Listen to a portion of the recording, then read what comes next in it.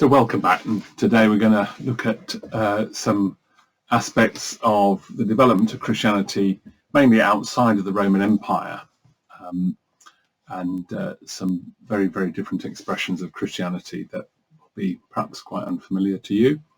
But they help us think about actually how incredibly diverse and creative Christianity was from its earliest days, and how it was able to morph and adapt itself to very, very diverse cultures. So we know quite a lot about the spread of Christianity from the book of Acts, and that's obviously a very important text for us as Christians. After the time of the book of Acts, Christianity continues to spread more widely, and it also continues to spread later than the time that we are told about in the book of Acts. Mentioned last time Eusebius of Caesarea and his church history, and that tells us quite a lot of information about some of these traditions, but yet some are still not even included in there. We find interesting pieces of evidence that have cropped up, some very recently, about how Christianity has thrived and spread. This is inevitably a very brief and whistle-stop tour, you could call it, of some aspects of this, to give you a taster, to give you a sense of some of these things, and perhaps point you to things you might wish to look at later if you're interested. So we're going to look at Syriac-speaking Christianity. I'll explain what that is, and the Church of the East. We mentioned the Church of the East last time with the split at the Council of Ephesus in 431, but it develops in quite an extraordinary way, and somewhat connected to that, but also very different Indian Christianity. We'll talk about the Arab invasions and what becomes Arabic-speaking Christianity, still thriving in parts of the Middle East. And forgive me for wanting this as well, but I wanted to talk to you about Ethiopia and some of its diverse and unusual Christian traditions.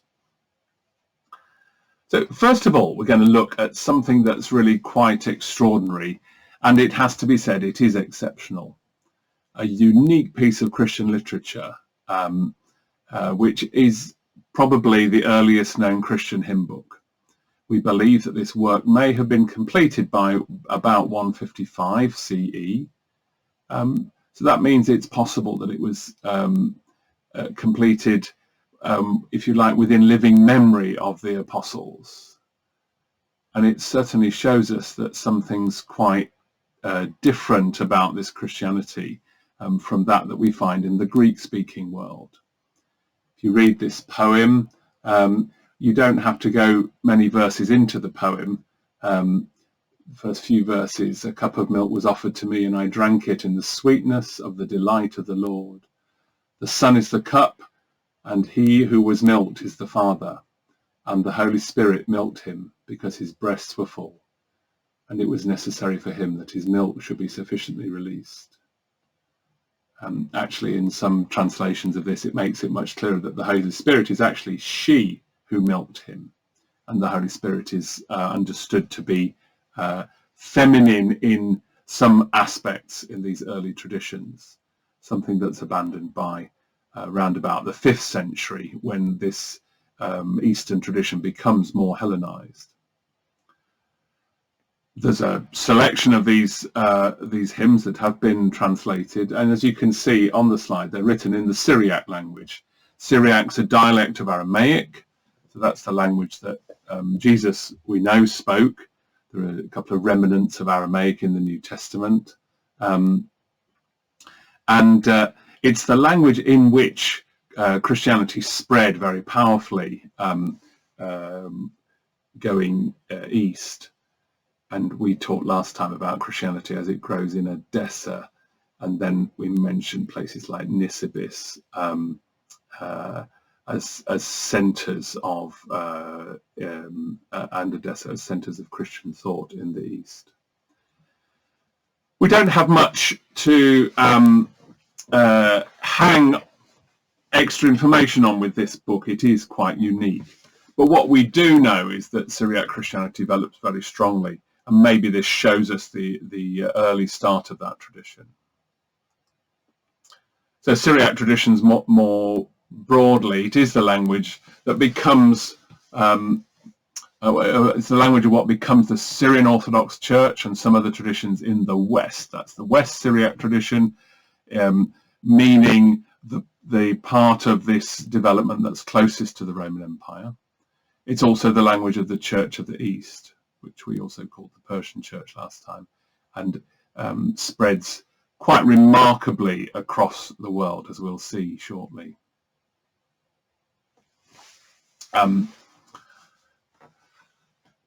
Most of these Christian traditions later adopt Arabic as their language, and that's quite a significant cultural change for them.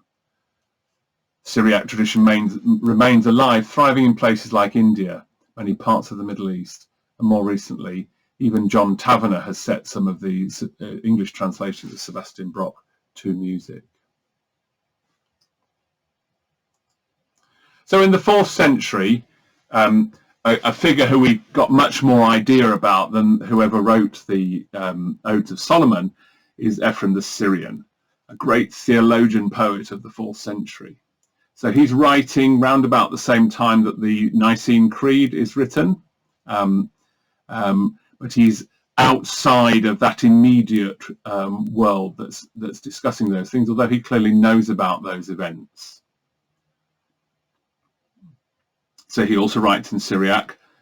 He seems not to have known a great deal about Hellenism. He's aware of it, he's aware of Greek thinking, but he wasn't terribly impressed with it.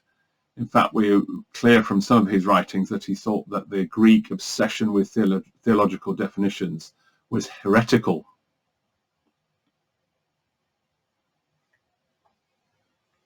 He wrote in poetry, and that's led him also to be misunderstood by Western systematic theologians who couldn't understand theological poetry. And he did that quite deliberately because he thought that the paradoxes such as the incarnation could better be expressed in poetry. He's the founder of a great tradition. His hymns are still used in worship in some of these traditions that we're talking about. And he stimulates a really powerful theological tradition immediately after him, another great writer, Jacob of Serug, who's much revered in India and other parts of the Eastern Christian world.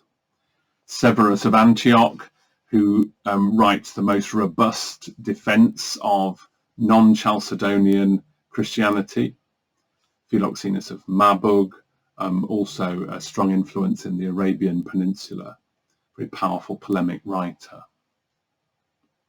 Got a brief extract of one of Ephraim's hymns here, translated by Sebastian Brock, that again perhaps expresses some of the paradox and some of the beauty. So this is a hymn on the Nativity, number 17 of his large collection, and it's Mary talking. "The tiny child I carry himself carries me," said Mary. "He lowered his wings, took me and placed me between his pinions. He soared into the air and promised me both height and depth shall be your sons. I saw Gabriel and he called him Lord, and Simeon, chief of the priests, an aged servant, who carried him in honor. I saw the Magi, they bowed down to him, while Herod I saw troubled, because the king had come." This is actually a very long poem and develops some of these themes much more strongly. I find particularly the first line of that poem very beautiful and something that expresses quite wonderfully the paradox of the incarnation.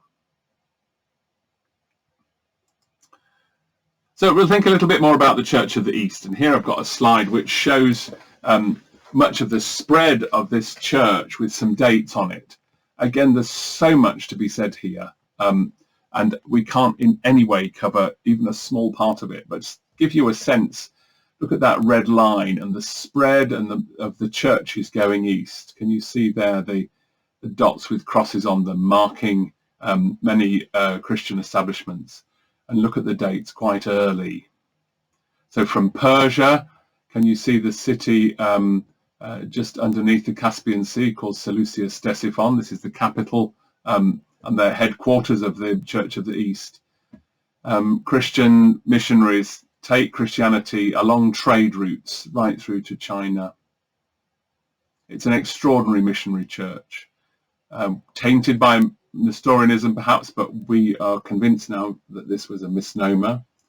But as you can see from the map, they've spread very far east.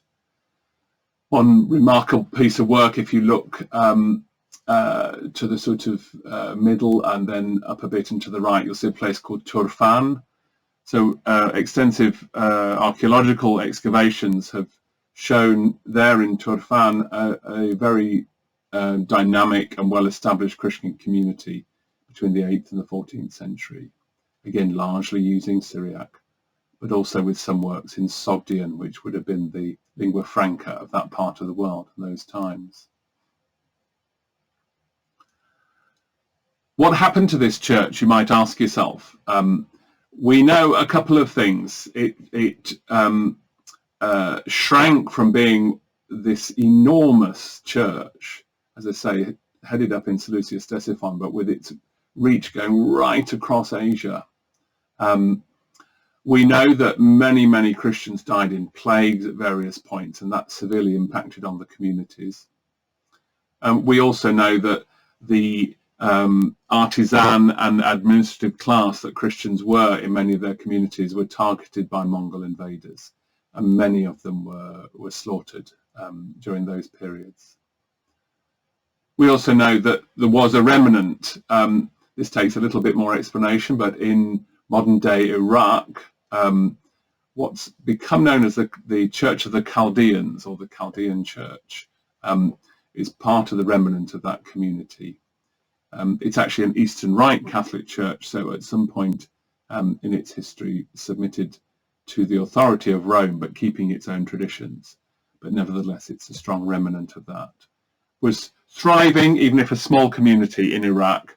There were 150,000 Chaldeans worshipping in Baghdad before the recent wars, which have almost annihilated the communities. There are fewer than 5,000 left in Iraq now, and those numbers are dropping fast. There is, however, a thriving community of migrants from the Chaldeans and many other churches, particularly in London, large group of Chaldeans in Ealing. You can also see on this map how we think Christianity came partly to Ethiopia, which we'll talk about later, but also to India, across the sea. We know that from the port near to Axum, on the coast known as Adulis, you could reach India in 40 days, and that tells us something of the possibilities, like we talked last time, of how Christianity got there.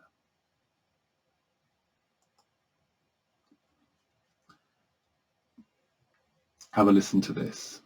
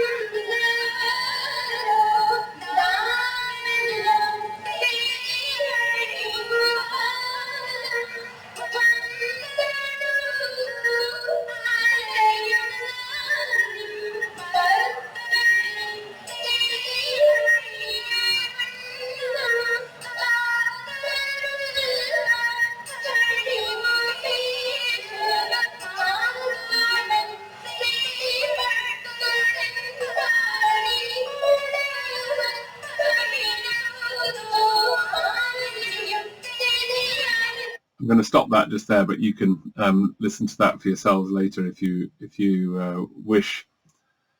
What are we listening to there? We're listening to a traditional song from Kerala called Margam Kali. it's a song that recounts the miracles of St. Thomas and part of the story of his coming and preaching the gospel in the southern part of India. We know almost nothing about the history of this song. It's certainly been passed down for many centuries in Malayalam, the language of Kerala, in oral form, but we have no sense as to whether it originates from the time of St. Thomas or has any direct connection with those early communities, except that it's a community that has endured for many centuries. For me, the Indian church is one of the most remarkable traditions, partly because it's such a cultural shock. You would have been, to us Westerners, you would have been forgiven for thinking that you were listening to something that was Hindu there, but it's very much part of the Christian tradition. As we said last time, there's strong evidence really that Christianity was established very early in India, probably in the 1st century, if not very soon after that.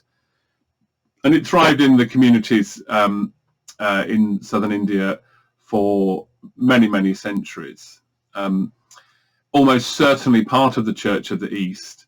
And in its history, this led to an absolutely disastrous encounter with Western Catholic missionaries in the 16th century. One of the saddest events, perhaps, of church history is in 1599, the so-called Synod of Diamper, where the Catholic authorities anathematized various practices of Indian Christianity. Their treatment of the Indian Christians was so harsh that they actually burnt every single piece of material evidence we have of Christianity from before that time, apart from some land grants that survived because they were written on metal sheets and so survived the fires. And the anathemas themselves tell us something about what the Christian practices of Indians were before this date. After a period where they were dominated by Catholics, they rejected that Catholic oversight, refused to become one of these Eastern Rite Catholic churches, and sought leadership from the Syrian Orthodox Church, who appointed them bishops. And in so doing, what's now the Malankara Orthodox Church in India became part of the non-Chalcedonian group of churches or Oriental churches. Today there are about 2 million Malankara Orthodox in India. And only last week saw a very interesting presentation by a good friend of mine, Father Josie Jacob, who I worked with for some years in Addis Ababa, talking about, for instance, Indian Orthodox mission to the untouchable caste of India, the traditional Hindu culture giving these low caste people no opportunity for equality or respect, I suppose, by the broader community. And but nevertheless, the church offered them that, and that was a significant part of their reason for converting in some cases. Indian Orthodox Church is still thriving today. It's a very small group compared to the large part of India, but they bring a very refreshing and insightful look on Christianity. And if anybody has a real desire to find out more, I have a standing offer from Father Josie, who now lives in the north central India, running a seminary there, that he'd welcome any visitors that come with me. So maybe one day some of you can come with me.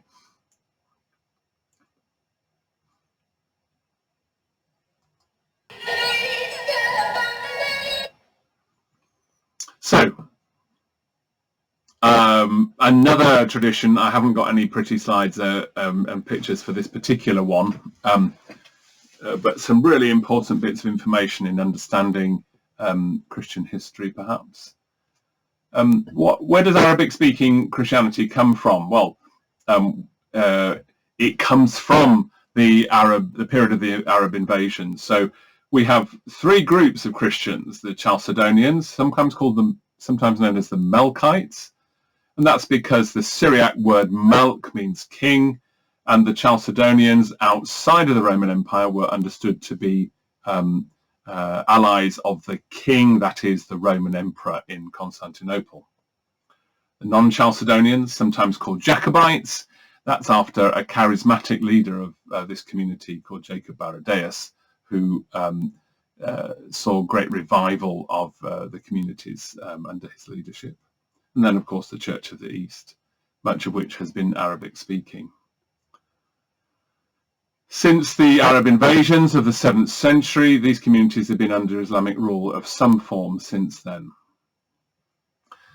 Perhaps quite remarkably, they very quickly adopted the Arabic language. Of course, many Christian traditions have been, that we've talked about like this, have been quite conservative in respect of language. See that in places like Ethiopia, and we'll talk about that perhaps a little bit later. But fairly soon after their domination by the Arabs, they made a specific choice to be able to engage with the communities around them, and translated the Bible and the liturgy into Arabic.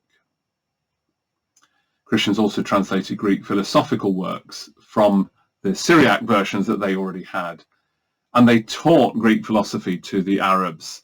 The Arabs were seeking to develop culturally, as they had come to rule so much of the Middle East and North Africa, and they saw Greek philosophy as part of their cultural development.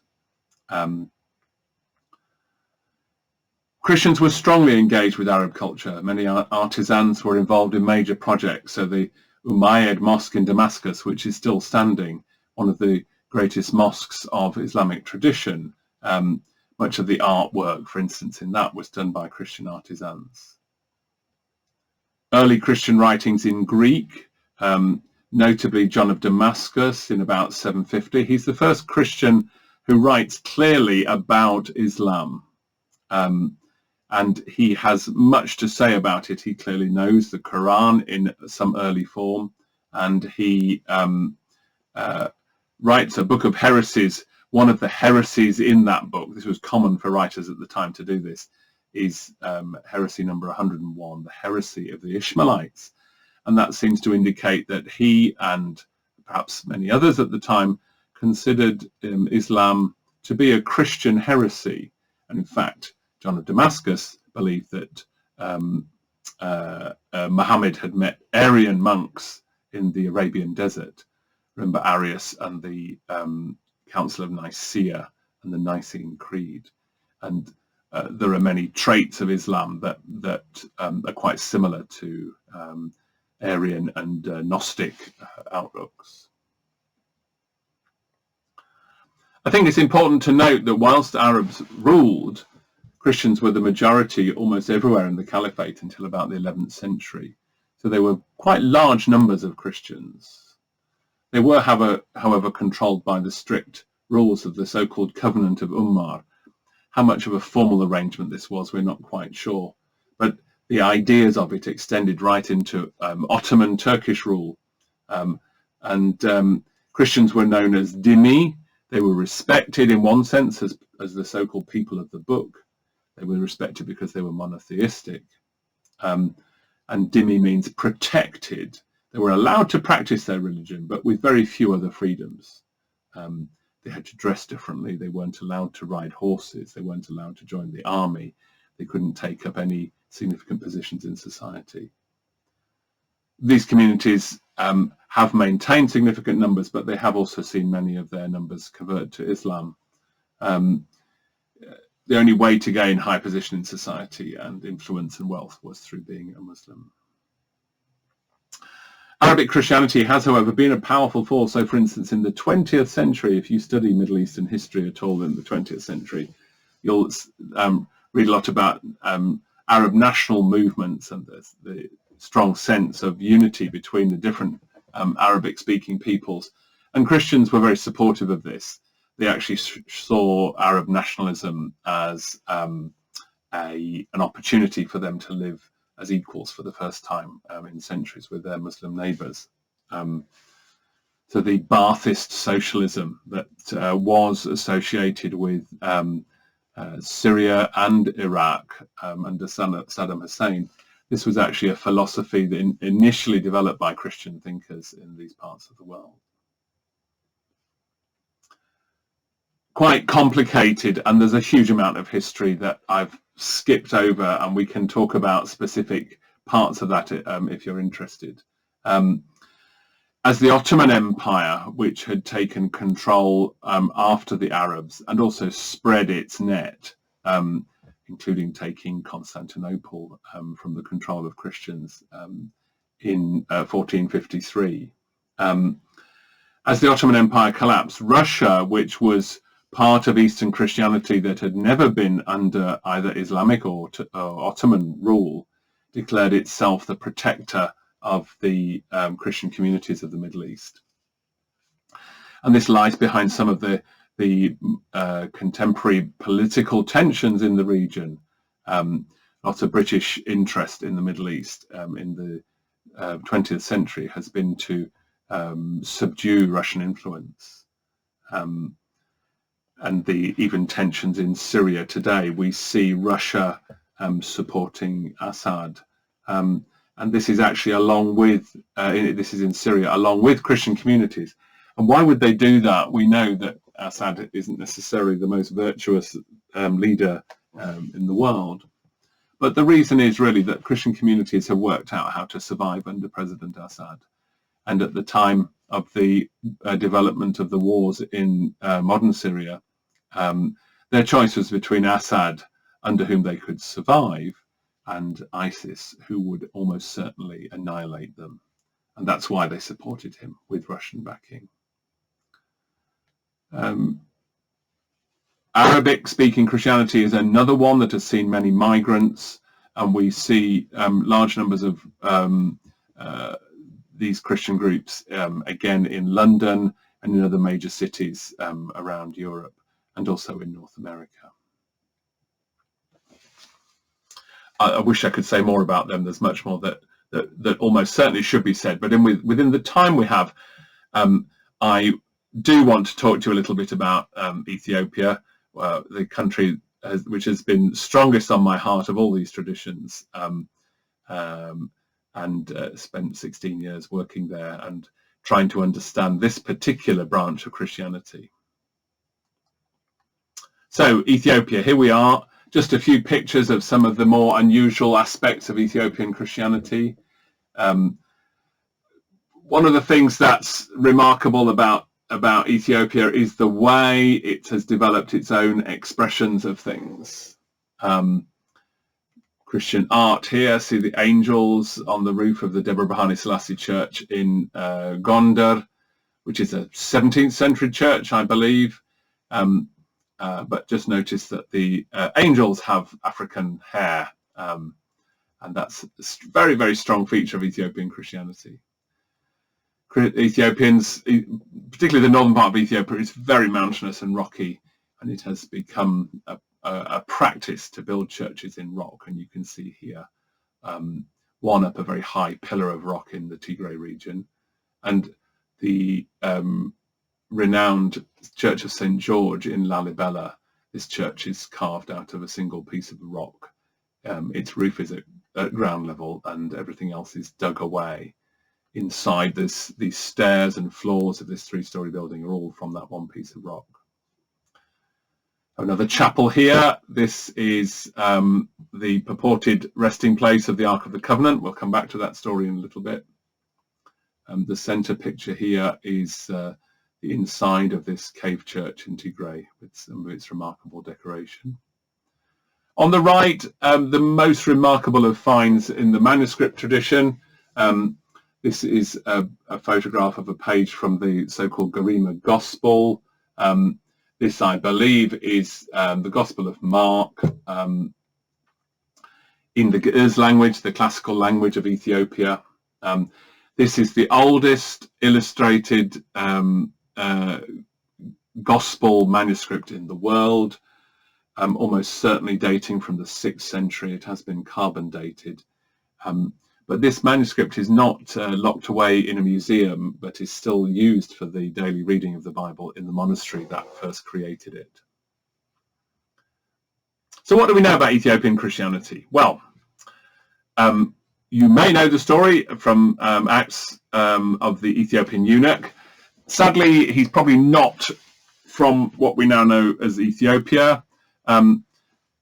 place names changed their location over many centuries, and at the time that the New Testament is written, Ethiopia basically refers to pretty much anything that's south of Egypt. You'll note that the Ethiopian eunuch works for somebody who's known as a Kandake, and this title we know relates to Meroitic rulers in Nubia or Sudan. So we're not far off, and we do know there was a Christian tradition that actually developed in that place as well. Ethiopia, almost certainly are Christians earlier, but it becomes the second Christian nation just very shortly after Armenia in the 4th century. The Bible is translated by the early 5th century, including some unusual parts of the canon of the Bible. 1 Enoch and Jubilees are found in the Ethiopic Bible, found nowhere else, and this actually points to is a pointer to the date by which the translation must have been completed, because 1 Enoch falls out of use shortly after this sort of date. A lot more could be said about Enoch. I'm very happy to discuss what that book is and its significance if you have any any questions or interest in that. Ethiopia develops its own strong tradition. It is under Egyptian supervision, but nevertheless it has its own language, and it's quite away from Egypt. Egyptian archbishops who are appointed live in the Ethiopian city of Aksum, but they don't travel very much. So things develop very strongly in their own way with their own language and traditions. With the Islamic invasions, Ethiopia becomes an island of Christianity surrounded by Islam. Ethiopia too has its own very, very strong musical and poetic traditions. So you can listen to a little bit of this.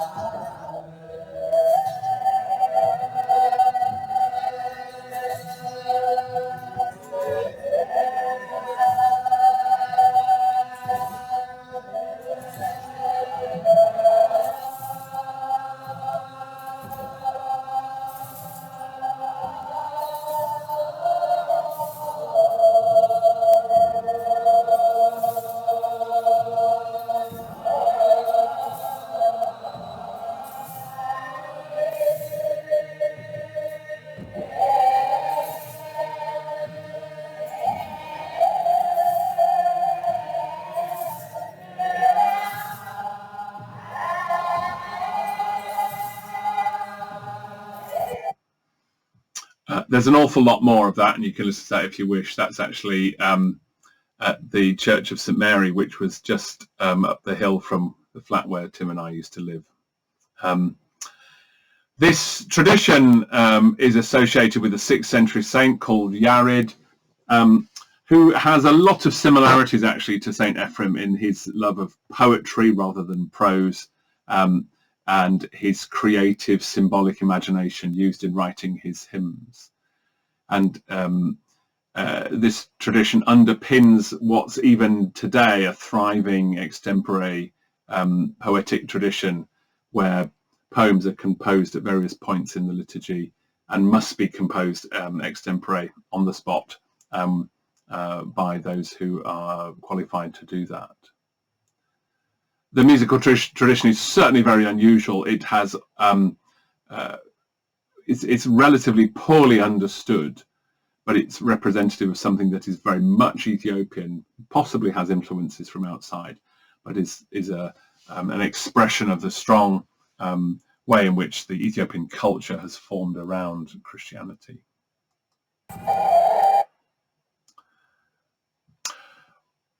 Ethiopia's Christian identity was cemented actually in new ways a little bit later. So round about 1270, we have something that's a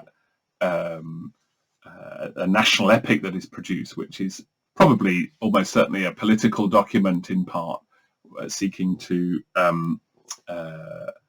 validate a new line of emperors who trace their ancestry back to King Solomon. And here we see a retelling of the story of the Queen of Sheba's encounter with Solomon, in which they have a son, and that son goes back to Ethiopia and talks about, goes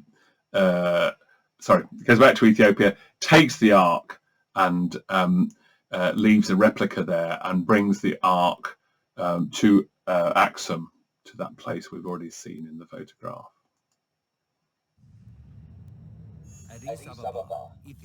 Here's a documentary about it, which I was privileged to make. I won't play you all of it, but I thought you might be interested to see some of that.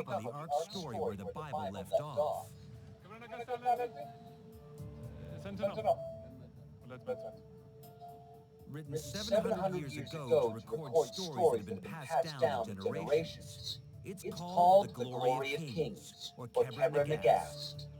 Kebra Nagast is Ethiopia's national epic, and it's a tale of mystery and intrigue. It fills in the gap left by the Old Testament, telling us where the ark went to. The story begins with the Queen of Sheba, now modern-day Ethiopia, who lived in 10th century BC. Hearing of Solomon's great wisdom, she visited him in Jerusalem. Queen Sheba and Solomon clearly hit it off well, because about 9 months after her return from Jerusalem, she bears a son whose name is Menelik, becomes the first king of Ethiopia. Years later, Menelik goes to visit his father Solomon. On his return, Solomon sends him. I'll spare you any more of that, but I had a lot of fun making that.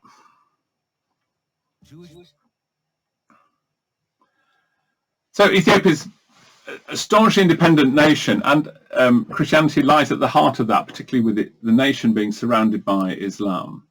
And Christianity has certainly been at the heart of Ethiopian national identity, and certainly until very recently, or that's beginning to change in various ways. In the 19th century, there was a rush for Africa, and Western or European nations sought to control and colonize almost all of the continent. And Ethiopia's survival from those times is quite remarkable. The Italians did try to take over Ethiopia, and they failed. You can see here a very stylized picture of the battle where the Ethiopian troops routed the Italians in 1896. And this actually became a symbol of independence for much of Africa.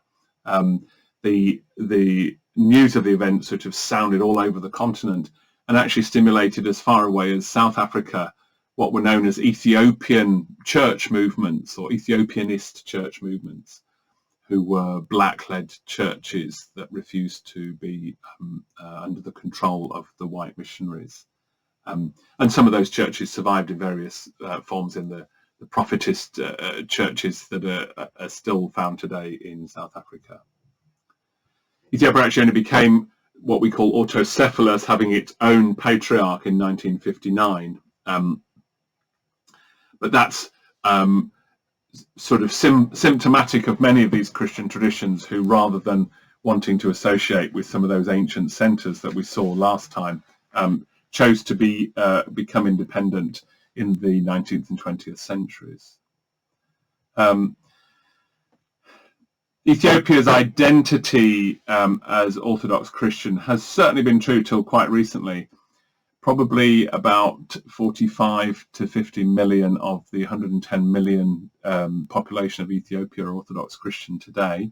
But the last few leaders of Ethiopia, including the current one, Abiy Ahmed, have not been Orthodox Christian.